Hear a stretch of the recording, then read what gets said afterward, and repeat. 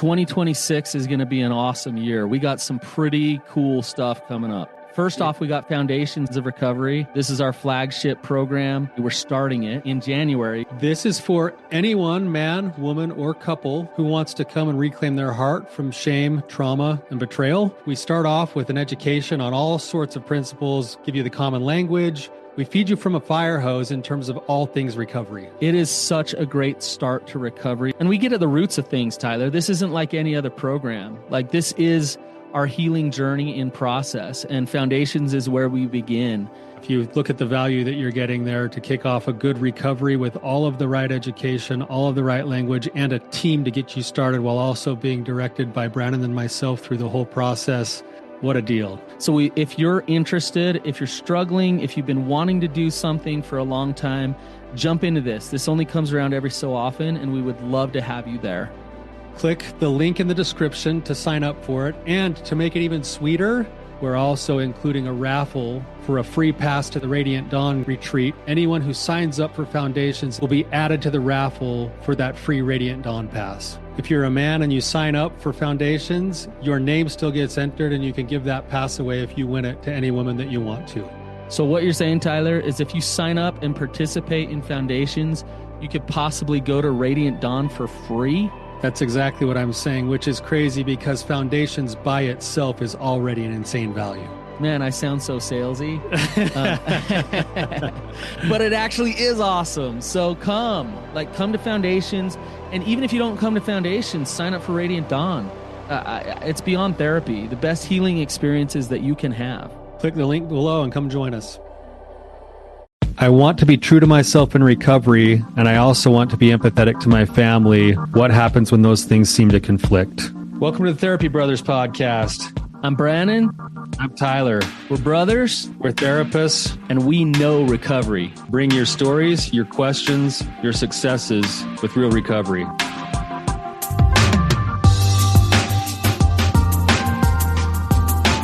Hey, Tyler, you ready to have some hard conversations? Let's do it. Let the Therapy Brothers podcast begin. What is going on, you guys? Excited to be here with you. I'm alone today. Brannon is still in Peru. He's gone and done some a retreat for some people in Peru, so he's doing some good in the world, and I hope that they're being safe. You know, I always wonder, I'd heard things about Peru being an unrest and whatever, but Brannon likes to live on the edge a little bit, so we'll miss him today, but I'm excited to be here with you. We have an awesome guest on today. With a really good question that I think actually hits home for a lot of people. So glad to have James here with us today. James, welcome to the show. Thanks, Tyler. I appreciate being here. Yeah, so glad you're here and have the courage to come on. Would you just kind of give us a little bit of your backstory, things that will be pertinent for us to be able to talk and help, and then ask your question? Yeah, no problem. Thanks, Tyler. And I've been a huge fan of your show all the way back to the BAE podcast with Brannon. And I've just loved your work, and I appreciate the opportunity to be here. I hope that something that I have to share will be a benefit to somebody. I probably have a typical story compared to a lot of people who struggle with addiction. And that goes back to, there was some abuse at a younger age in my life, and, sort of introduced me to the world of all things sex. And then with moving into adolescence and the oncoming of the internet, certainly that played a part in developing a addiction to pornography and masturbation, and something that I struggled with all throughout adolescence and high school. In addition to that, there was some trauma, with an older brother. There was a lot of bullying that took place against my family. And I think I developed this incessant need for acceptance and to be accepted by peers, neighborhood kids in high school. And so I was seeking approval wherever I could get it. And so into adolescence, I developed this need to be accepted, and girls was one of the places that I sought that. And so I had relationships with a fair number of, young ladies in high school. Towards the end of high school, that became somewhat sexually active. I met my former wife in my junior year, or the end of my junior year in high school, and we dated through the end of high school. And not long after I graduated, that was probably 9 months after, she became pregnant, and we got married. We felt a duty to take care of each other, to give this child a family to be raised in. And that was a hard decision, but at the time it felt like the right thing to do. And so that sort of started our married life at the age of 18, and she was 17. We were very young. Obviously didn't have any clue what we were doing as parents, but we made it work. We had family support, which was great. We worked through different church disciplinary things, and eventually we were married in our church's temple, and that's kind of got things started. And I struggle on and off with pornography and masturbation throughout marriage, and it started to slowly grow in terms of intensity. And then at one point in time, she discovered it, and from there it was a journey of me trying to get help. I think before the time that treating that kind of condition, sex addiction, was really even a thing, I met with a few therapists along the way, and I would be able to go without those things for a time, intermittently, and then eventually, we moved to Colorado in 2010, and I started traveling quite a bit more for work, and the addiction sort of was on and off, and again, did some therapy, and finally was introduced to our church's recovery program, the 12-step recovery program, and got involved in that. But there was still struggle for me, and I didn't necessarily bury myself into the work of recovery at that point.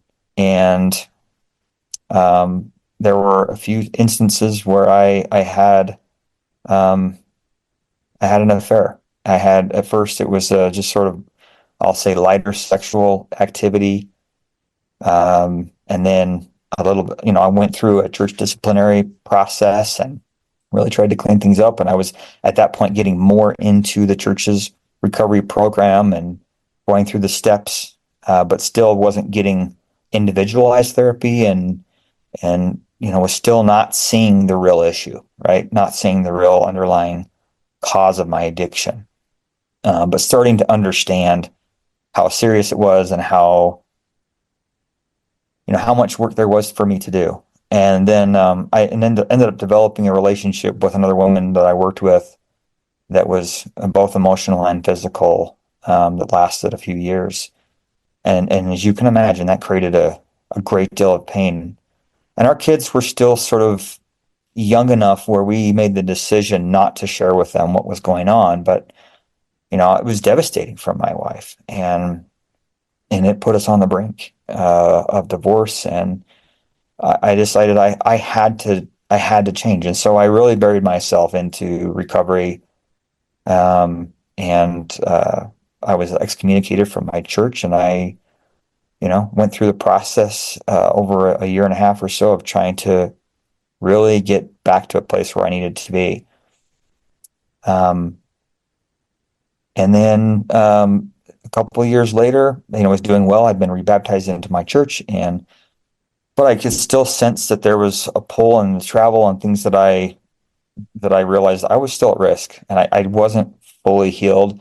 There was a distance in the relationship that started to grow. I think there was lack of trust. I had sort of been doing a lot of work on my own, listening to podcasts, reading books, but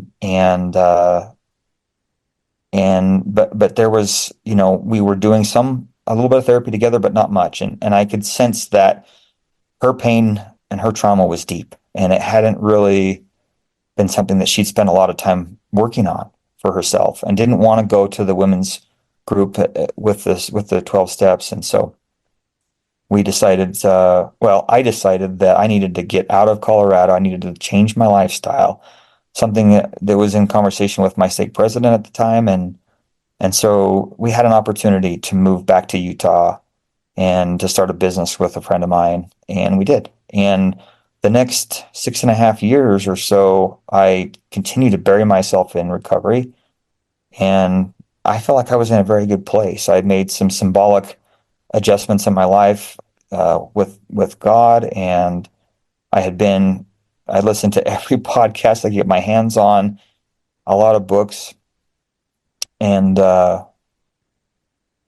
anyway, so there was some real change starting to happen in my life. I was really starting to see the underlying cause being that I didn't feel like I was good enough. I wasn't okay. And I was starting to address those things, but I felt like the chasm that had been created with my wife and I was getting bigger. We did some couples therapy. I was starting. I had attended one of Brannon's groups, recovery groups, and was starting to meet some other men who had been through a lot of the same thing I had, and I was connecting with them outside of group, and um, and those activities for me were massively helpful in healing. But this chasm that had been created with my wife and I had gotten so big, and I think we weren't connecting. We were totally disconnected, and uh, and I just there was a time when I felt like this wasn't going to work, and at one point she asked me to leave, and so we separated, and that was in the end of September of 2022, and not long after that, I ended up starting to have conversations with a woman that I worked with, and I sort of fell back into, I shouldn't say I fell back into old habits, but I developed an emotional relationship with someone, and that was during my separation, and that ended up evolving into a physical relationship, and um, I finally brought out that fact to my wife, and at that point we decided it was time to get a divorce, and so that's sort of about where I am today. And it's a struggle for me to understand how to convey where that relationship how that relationship evolved, but it evolved, and it was something that um, she'd had a really rough marriage, very similar to mine, and now we've decided that we're going to move forward. And the struggle that I have now is that I've come to terms with some of the faults that I've made. I understand that I've made some massive mistakes. I've really hurt my children. They are now aware of all of what's happened. I came clean to them not long after I separated with my wife, and slowly over the process of time, they become aware of everything that's transpired, and now they're going through a significant amount of pain, and not many of them have done therapy. I have 4 children, ages from 25 down to 16, and only one of them, my youngest, has done therapy, and so I'm at a different place in my recovery and understanding of who I am than they are in terms of their journey and dealing with the trauma, and so now the struggle really comes down to I am trying to be authentic and open, and have been since the separation occurred, and subsequently the divorce that has now transpired and come to full completion. And I'm trying to move forward in my life and identify how I live based on my values and based on my who I am as a person. And so I'm trying to move forward. We've decided to get married, but they're at a different place. And how do I live? So the question really is, how do I live authentic to myself and what I feel like I need based on my values, and also be sensitive to my children's needs, my ex-wife's needs, without letting that control my actions? Want to be sensitive. I want to help enable their healing, but I also need to move forward based on my values. And so that's really the quandary that I'm dealing with. So Yeah. that was a So long story. yeah, no, that's great. Just real quick clarification. The divorce is fairly fresh then. It's like you're officially divorced within the last year. Yeah. Okay. Your kids, what are your kids' ages right now? 25, 21, 20, and 16. Okay. And all of them are kind of privy to the same information in terms of everything that's gone on. Yeah, I don't know to the depth that my youngest knows, but he certainly knows of the affairs. Yeah. And obviously they watched their mom go through uh, really hell. And there was a point where, she was really struggling and had to go into a treatment facility. And without sharing details that maybe she doesn't want to know, there was a real struggle there, and they had to see that. They had to watch that. And I've done whatever I could to support those efforts and getting her the help that she needed, but it was tough. And so, I've been trying to rebuild the relationships with them. There was a time when we didn't communicate at all.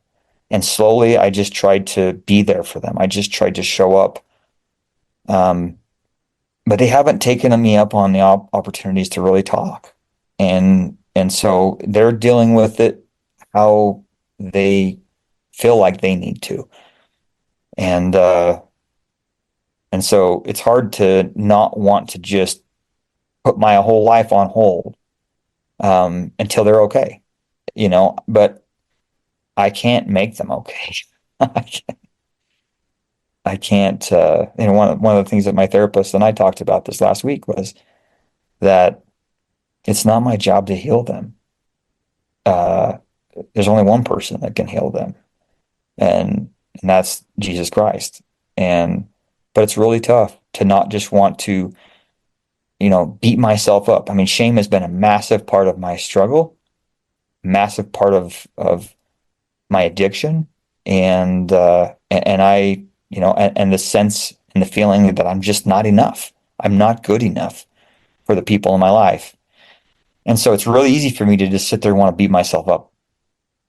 But I can't. I have to learn to see the good that that I have.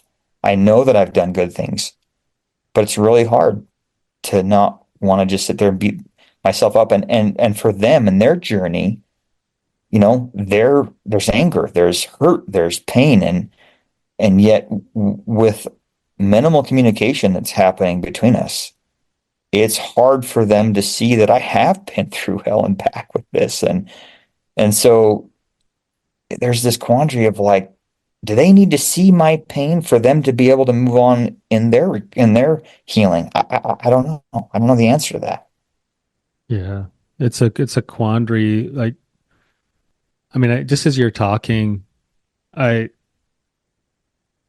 I just my soul right now is groaning for everyone involved in your situation. My soul groans for your ex-wife. It groans for your kids.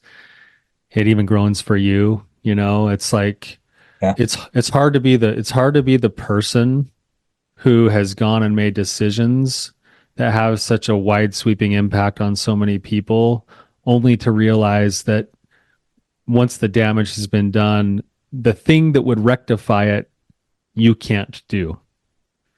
Like it's like you've gone and done something and now you have to give it away and go, oh man, I can't even fix this anymore. Like, oh, that's such a horrible place to be because the heart wants to fix it, but it's just you're just not capable of doing it anymore. And then and then here's the hard part, and this is why I groan for your ex-wife and your kids is, and I think that they're probably justified is that this a lot of the pain that they're experiencing was not their fault.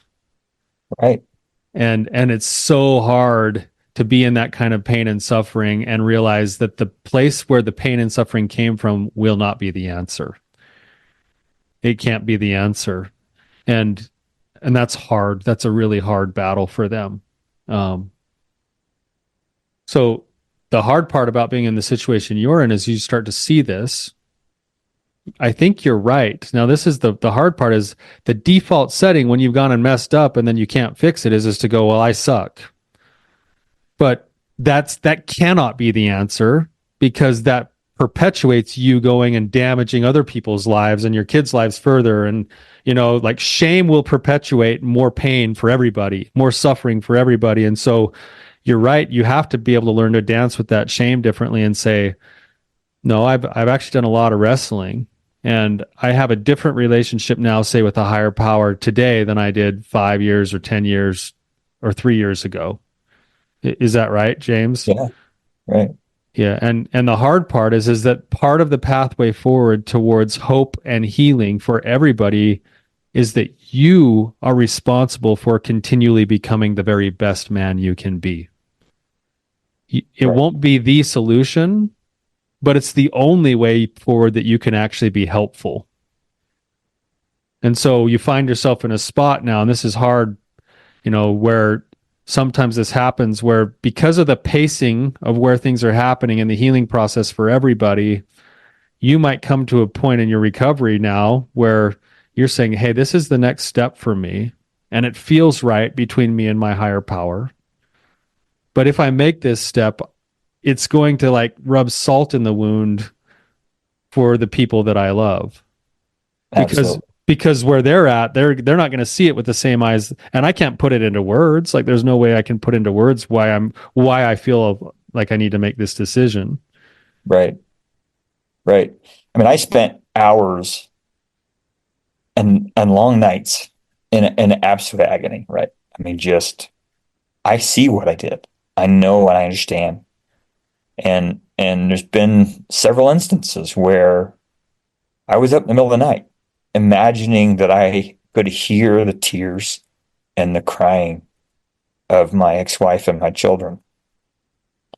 And the only way that I could get it to stop was to turn it over to Jesus Christ and say, I can't fix this. And they're on their own journeys. My ex-wife is pulled away from the church that we espoused to be members of most of our marriage, and my three older children have done the same.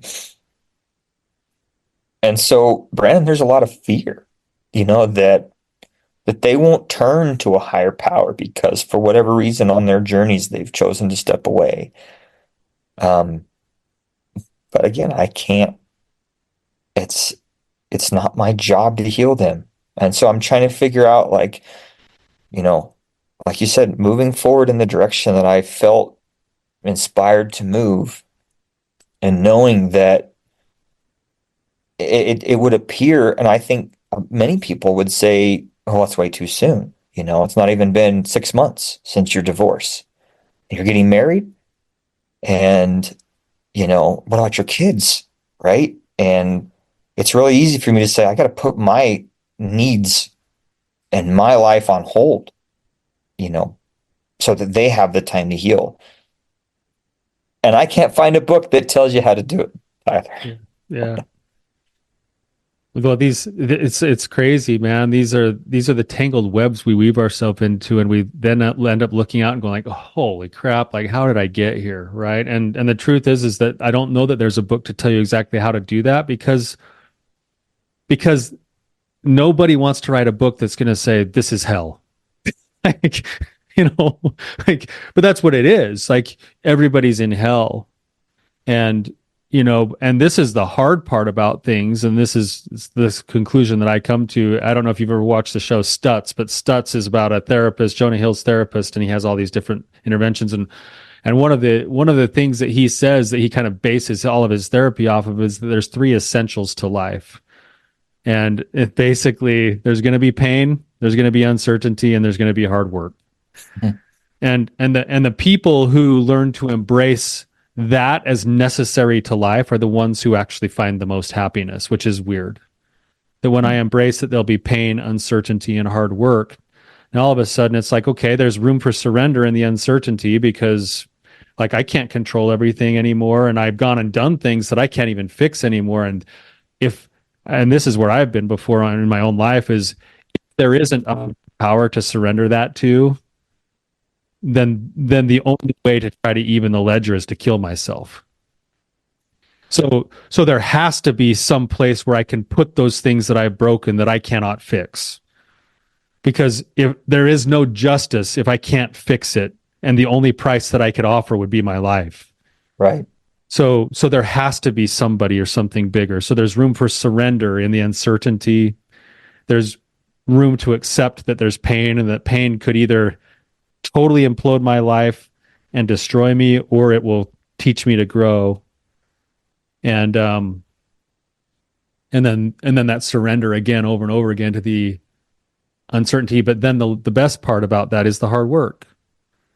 Like that's really what we have to offer, is a willing heart, an open mind towards being the best person we can be every single day.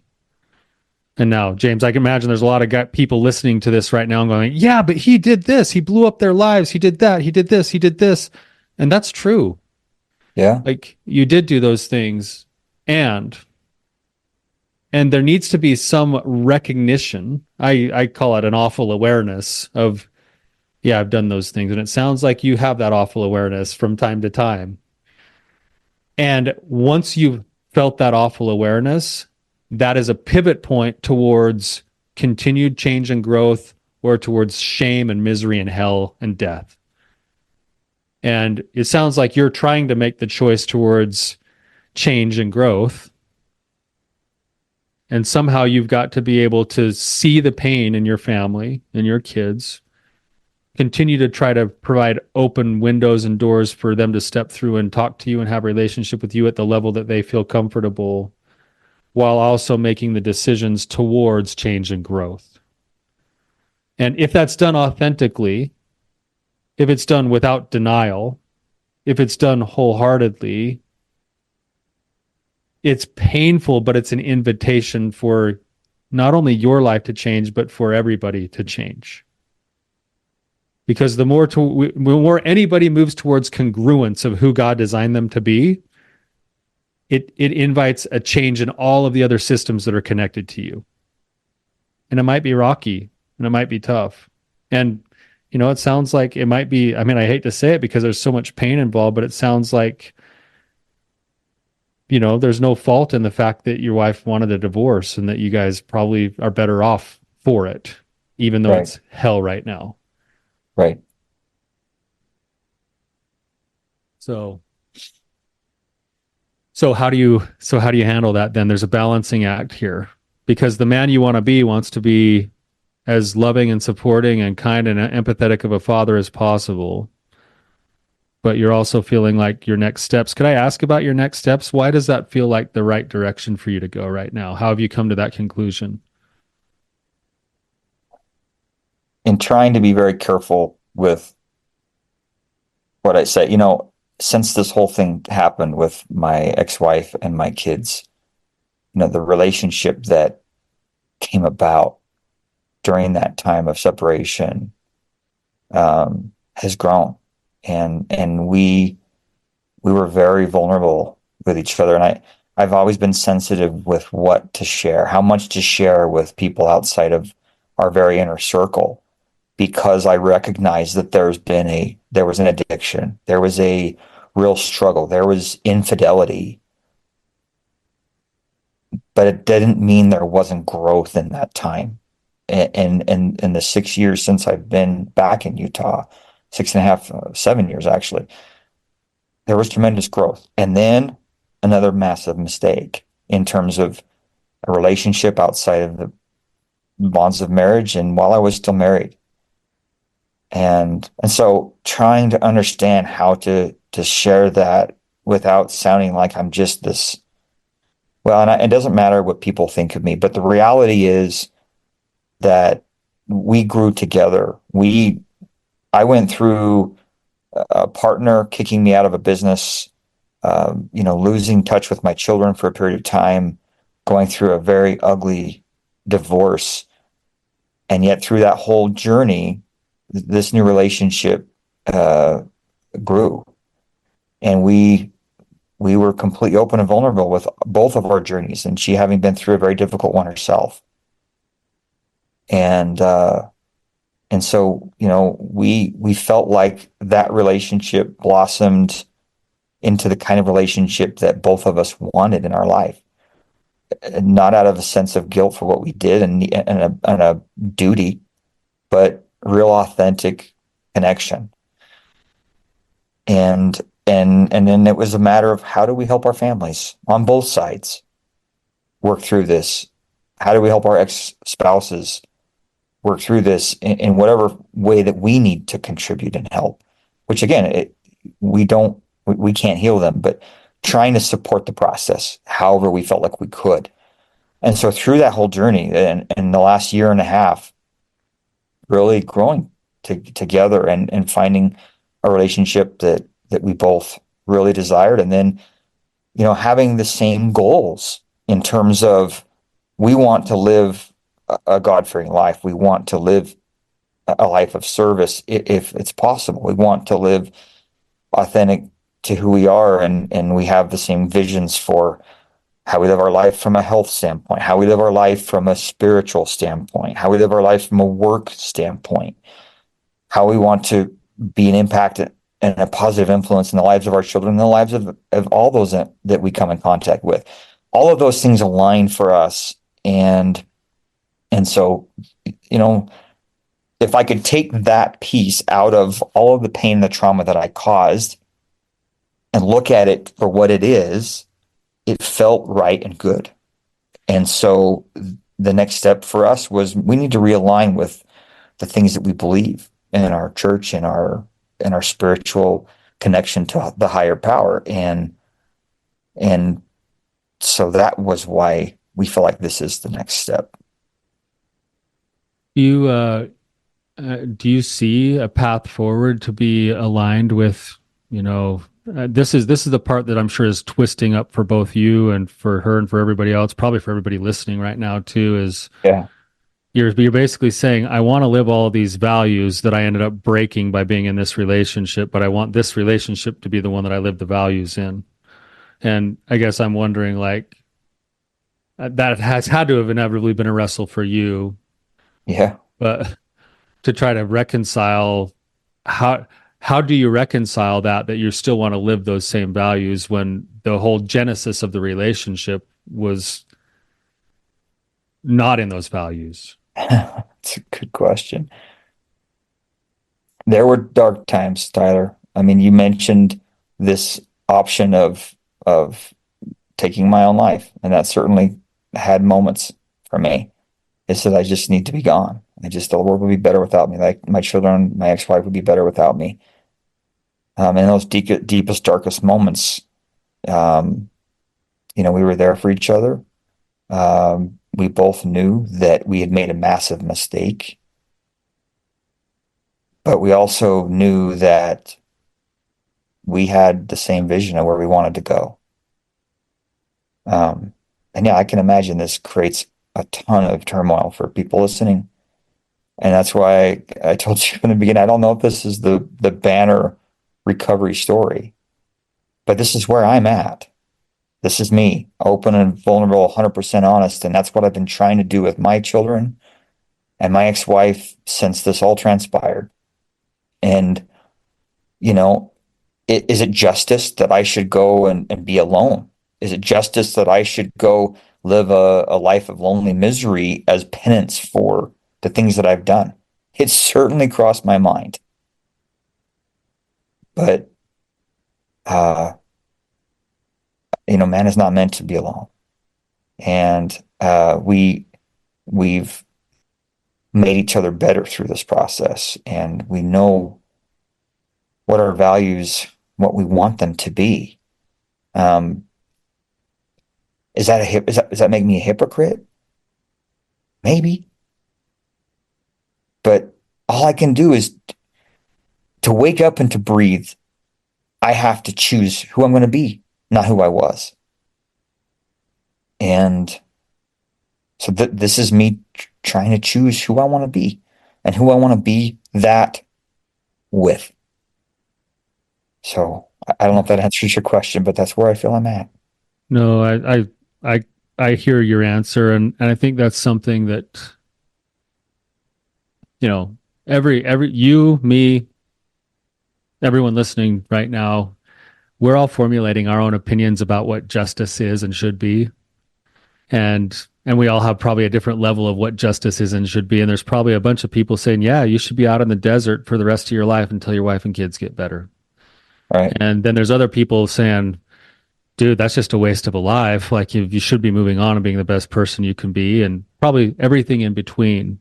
But to me, this is, you know, just being a Christian person myself, none of those things really matter, because at the end of the day, if you're a Christian person, you believe that the justice and the mercy both come from the same source, which is Christ. And it doesn't really matter what I think of you. It doesn't matter what any one of the listeners thinks of you in terms of justice. That's everybody else just being God. And at the end of the day, every one of us has to reconcile ourselves back to the truth of who the real judge is.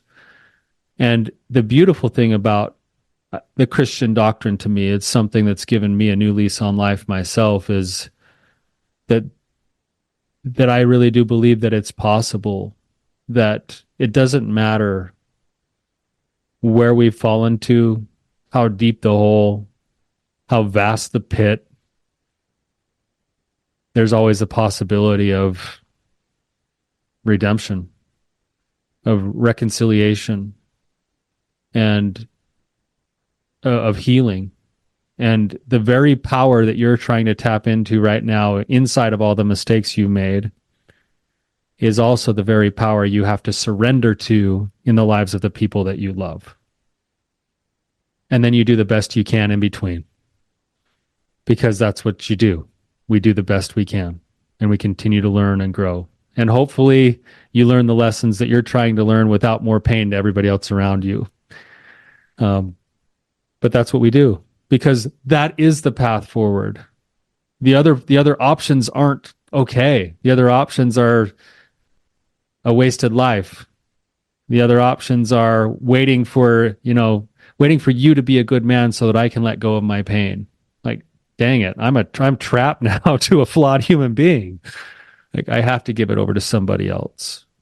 And the reason I ask the question is because you could be trauma bonded to her because you went through hell together, or you could have this be playing out and still have a way for there to be somebody or something bigger than yourselves also in the details that could then also give this thing hope somehow. And right. I hope that you have that.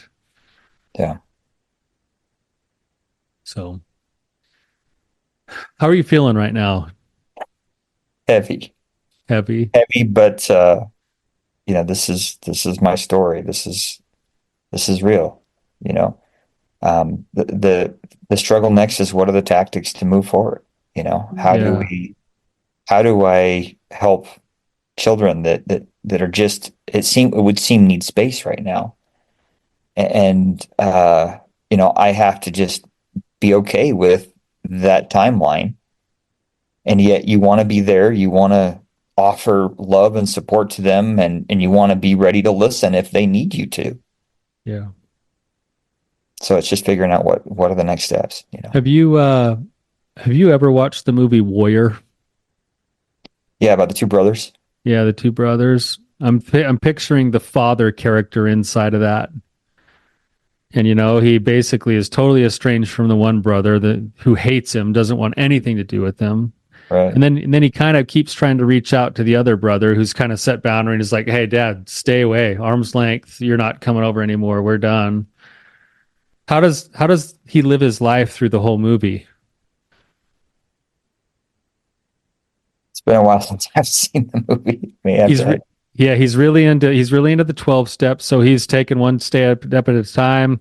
He hits his 5 year, I think it's his 5 or 10 year sobriety mark. And he goes over to his son's house just to say, hey, I'm thinking about you guys. And I hit my sobriety mark. And then he gets kicked to the curb again and he leaves.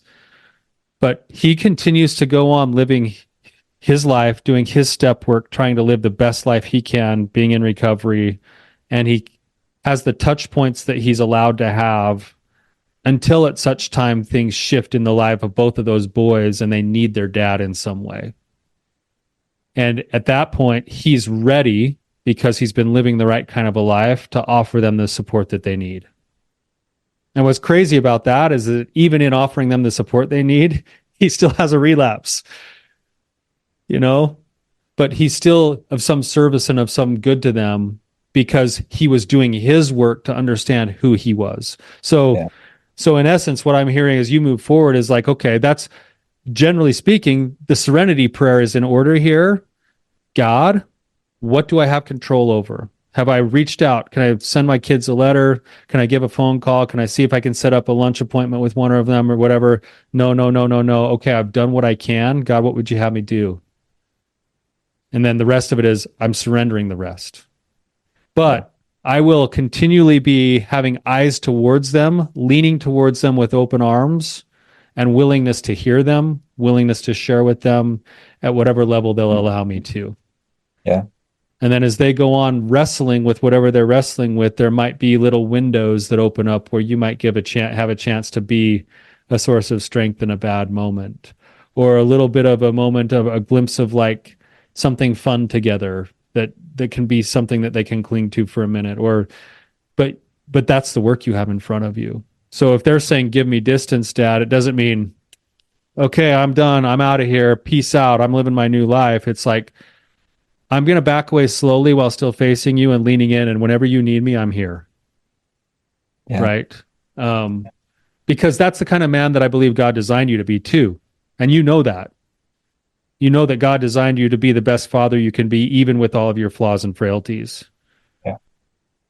So I think the path forward is a continued conversation with God as to how am I going to be the best father I can be today? And if you have impressions, follow through on them. And if you're told to back off, then back off. But have a heart that's leaning towards them. Yeah. Does that make sense? Absolutely. Yeah. And some of that will be painful for you to have to be in that. Oh man, for me anyway, it's like when I've hurt somebody and I want to get close to them to reconcile it, and they're like, nope, stay back. That staying back is excruciating. Really hard. It's so hard. Like, it's so hard. But if I were to move forward and they're saying to stay back, then I'm making it about me instead of them. Right. And so it's like, okay, I'm here. And I've had a few missteps doing that exact thing where like, you know, I took my son on a trip to a basketball tournament and was feeling this distance from him after the trip and, you know, feeling unappreciated. Like I made the sacrifice and I made it about me. And it was another learning opportunity. I guess. Yeah. And that's what you do. You know, doing it all right. You learn from it and you'd probably go and still do the trip next time and make the sacrifice, but not make it about you. Right. Yeah. Right. Okay, good. You learned. Like that's what we do. Yeah. So a lot. Yeah. So I do think that there's room for empathy.